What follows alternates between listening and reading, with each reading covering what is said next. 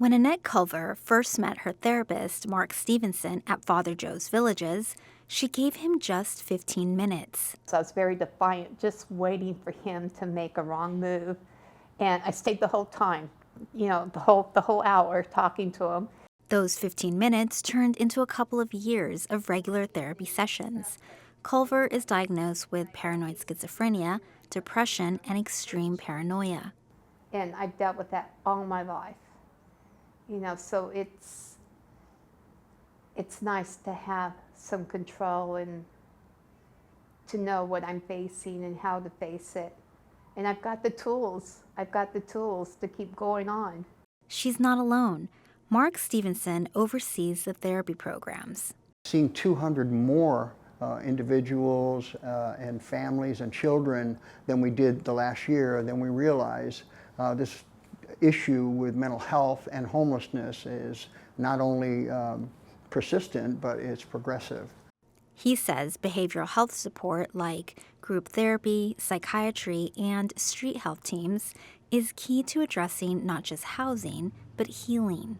We don't know what our folks have been through before they got here. A lot of them might have had terrible experiences with certain service providers. He says by combining housing, therapy, and healthcare, Father Joe's Villages removes some of the biggest barriers to recovery and reintegration, things like transportation issues and access to consistent care. And where people are living in the mode of survival, they don't have a lot of time to chase down these resources. Sometimes they have to do what they need to do to stay safe, put something in their mouth, and figure out a good place to sleep for the night. Research from UC San Diego backs this up. It shows only about 1 in 4 people who stayed in San Diego County shelters between 2018 and 2023 moved straight into permanent housing.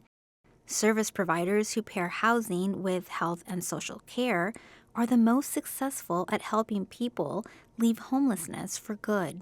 I'm very grateful for Mark for opening all the doors and sticking with me because I am not easy. For Culver, the journey from survival to stability started with a small leap of faith and a therapist willing to listen. Now, she's in low-income housing, managing her mental health and encouraging others to do the same. This is the door. If you want to grow, if you want to get out of your situation, this is the door to walk through. In the first quarter of 2025, Father Joe's Villages helped 77 people move from shelter into permanent housing, slightly fewer than the 86 last year. As demand for mental health care rises, the organization says it is expanding its services to keep pace.